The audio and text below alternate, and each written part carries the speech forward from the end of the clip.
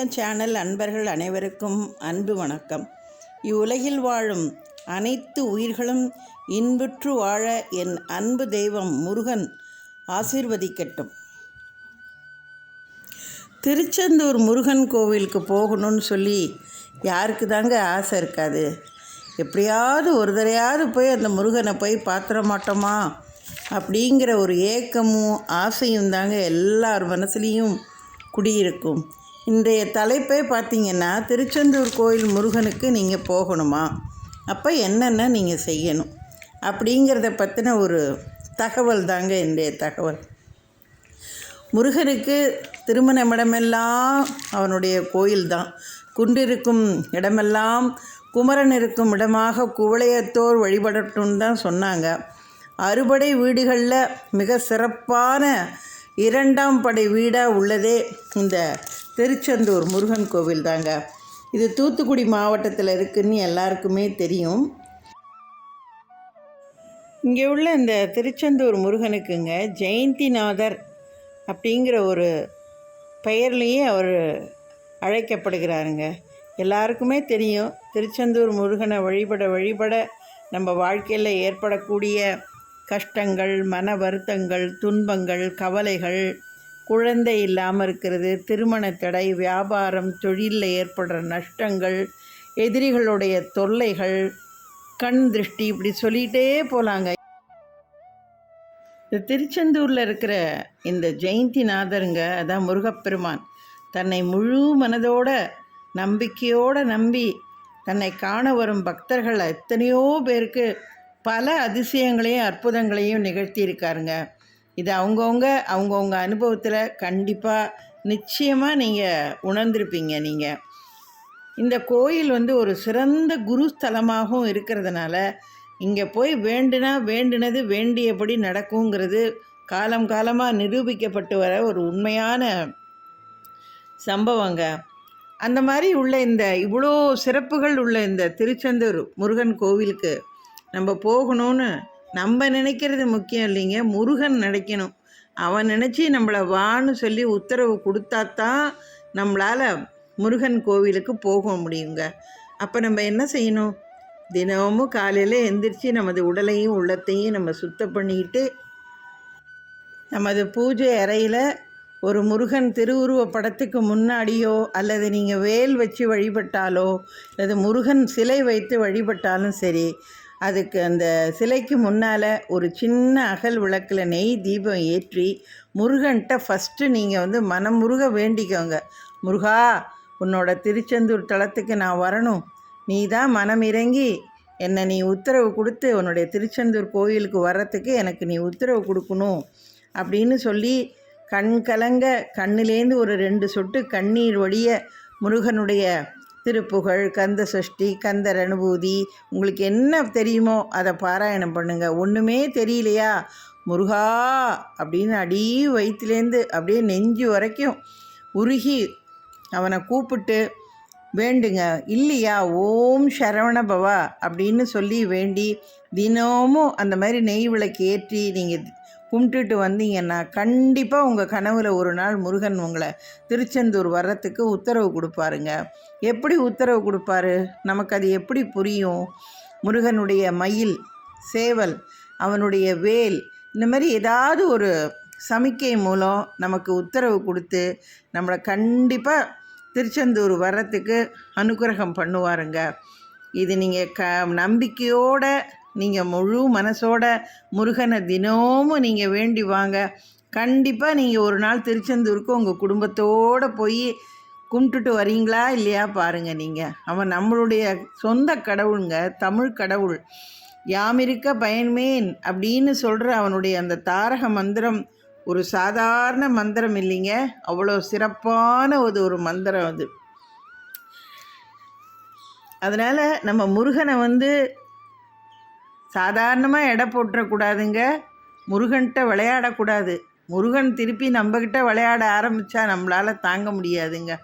இந்த ஓம் சரவணபவா அப்படிங்கிற இந்த மந்திரத்தை நீங்கள் ஒரு 9 முறை, 11 முறை, 21 முறை, இல்லை 108 முறை கூடங்க நீங்கள் சொல்லிகிட்டே வாங்க. இந்த முருகா முருகான்னு சொல்கிற அந்த ஒரு வார்த்தை 64 கோடி தீர்த்தத்துக்கு இணையானதுன்னு சொல்லி சொல்கிறாங்கங்க. எவ்வளோ பெரிய சிறப்பு பாருங்கள்.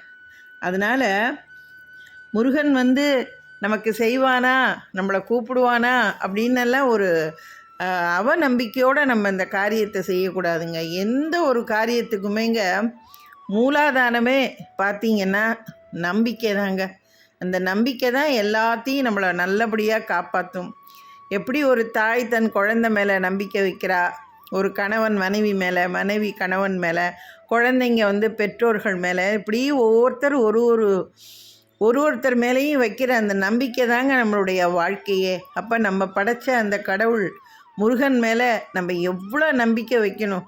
ஒரு கடுகத்தின கூட நம்ம அவனை நம்ம நம்பாமல் நம்பிக்கை இல்லாமல் நம்ம செஞ்சோன்னா அந்த காரியம் கண்டிப்பாக நமக்கு கைகூடாதுங்க. இது நிதர்சனமான உண்மை.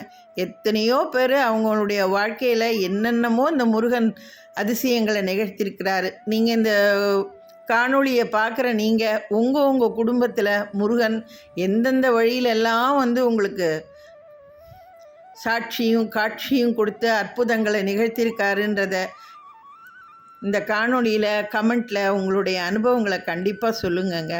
என்னுடைய வாழ்க்கையிலையும் முருகன் நிறைய அதிசயங்களை ஏற்படுத்தியிருக்காருங்க. என்னுடைய முந்தைய காணொளியில் தைப்பூசம் விரதம் இருந்த எனக்கு முருகன் வழங்கிய மிகப்பெரிய ஆசிர்வாதம் அற்புதம்னு சொல்லி ஒரு காணொளியை நான் பதிவிட்டிருக்கேன். அந்த காணொளியோட லிங்க்கை நான் டிஸ்கிரிப்ஷன் பாக்ஸில் கொடுக்குறேன். நீங்கள் அதை பாருங்கள். சுவாமி மலையில் எனக்கு முருகன் கொடுத்த மிகப்பெரிய ஆசிர்வாதங்க. நான் நினச்சி கூட பார்க்கல எனக்கு அப்பேற்பட்ட ஒரு ஆசிர்வாதமும் அனுக்கிரகமும் கிடைக்கும்னு சொல்லி. ஒவ்வொருத்தர் வாழ்க்கையிலையும் அவ்வளோ அற்புதங்களை நிகழ்த்திட்டு வராருங்க. அதனால் திருச்செந்தூருக்கு கண்டிப்பாக மனம் உருகி எண்ணம் உருகி நம்பிக்கையோட இந்த ஒரு காரியத்தை நீங்கள் தொடர்ந்து செஞ்சுக்கிட்டே வாங்க. அப்புறம் பாருங்கள், உங்கள் வாழ்க்கையில் எப்பேற்பட்ட ஒரு மாற்றங்களும் அதிசயங்களும் அற்புதங்களும் சந்தோஷமும் நிம்மதியும் எப்படி அடுத்தடுத்து ஏற்படுதுங்கிறத நீங்கள் கண்கூட நீங்கள் பார்ப்பீங்கங்க. நீங்களே அடுத்தவங்களுக்கு சொல்லுவீங்க, நான் முருகன்கிட்ட போனேன், எனக்கு அந்த கந்த கடவுள் அள்ளி தான் கொடுத்தாருன்னு. நம்ம திருச்செந்தூர் போனாலே அதில் பார்ப்போமே, நம்ம கருணை கடலே போற்றி கந்தா போற்றின்னு ஒரு போர்டு பார்ப்போம்ல. நம்ம அது சாதாரண வார்த்தை இல்லைங்க அதெல்லாம். அந்த மாதிரி நீங்கள் திருச்செந்தூருக்கு போகும்பொழுது அது குரு ஸ்தலம்னு சொன்னேன் இல்லையா. நீங்கள் முதல் நாள் புதன்கிழமை நைட்டே போய் அங்கே நீங்கள் தங்கிட்டு மறுநாள் காலையில் நீங்கள் கடலில் குளிச்சுட்டு நாழி கிணறுல குளிச்சுட்டு அந்த தூண்டிகை விநாயகர் கோயிலில் போய் விநாயகரை வழிபட்டுட்டு ஒரு செதறுக்காயை உடைச்சிட்டு அதுக்கப்புறமா நீங்கள் போய் திருச்செந்தூரில் உங்கள் குடும்பத்தோட புள்ளக்குட்டியோட பேரம்பேத்திகளோட எல்லாரோடையும் போய் அற்புதமாக நின்று அவனை வேண்டிட்டு வாங்க. பொதுவாகவே ஒரு ஐதீகம் சொல்லுவாங்கங்க, எந்த கோயிலுக்கு நம்ம போனாலும் ஃபஸ்ட்டு போய் அந்த தெய்வத்துக்கிட்ட நம்ம என்ன தெரியுமா சங்கல்பம் பண்ணணும், அப்பா அடுத்த முறையும் உன் கோயிலுக்கு நான் உன்னை தரிசிக்க, உன்னை வழிபட, என்னுடைய கண் குளிர மனம் குளிர உன்னை பார்க்க எனக்கு நீ அனுக்கிரகம் பண்ணணும்ப்பான்னு எந்த கோயிலுக்கு போனாலும் நம்ம வேண்டிட்டு வந்தோம் அப்படின்னா கண்டிப்பாக அடுத்த முறையும் நம்மளை அந்த தெய்வம் அழைக்கும் அப்படிங்கிறது ஒரு நிதர்சனமான உண்மைங்க. அந்த மாதிரி நீங்கள் திருச்செந்தூர் கோவில் கிளம்புறதுக்கு முன்னாடி நம்ம குலதெய்வத்தையும் வேண்டிக்கிட்டு குலதெய்வத்துக்கிட்ட ஒரு அப்ளிகேஷனை போட்டுட்டு அப்புறமா நீங்கள் கிளம்புங்க. டக்குன்னு முடியுதா பாருங்கள். நீங்கள் நம்ம நினைக்க முடியாத அளவுக்கு, கற்பனை பண்ண முடியாத அளவுக்கு, நம்ம அதிசயத்தக்க வகையில் சந்தோஷத்தில் நம்ம திக்கு முக்காடுற அளவுக்கு முருகன் நம்மளை வாரி அணைச்சி அள்ளி கொடுப்பாருங்க. இது உண்மைங்க. நன்றிங்க. இதை போல் இன்னொரு சிறப்பான ஆன்மீக தகவல்களோடு உங்களை நான் கூடிய சீக்கிரம் சந்திக்கிறேங்க. இது போன்ற சிறப்பான ஆன்மீக தகவல்களை நீங்கள் தொடர்ந்து பார்க்கணும் கேட்கணுன்னா என்னுடைய சேனலை சப்ஸ்கிரைப் பண்ணி வச்சுக்கோங்க. உங்கள் ஃப்ரெண்ட்ஸ் அண்ட் ரிலேஷனுக்கெல்லாம் இதை ஷேர் பண்ணுங்கள். தொடர்ந்து என்னோட இணைந்திருங்கங்க. நன்றி, வணக்கம்.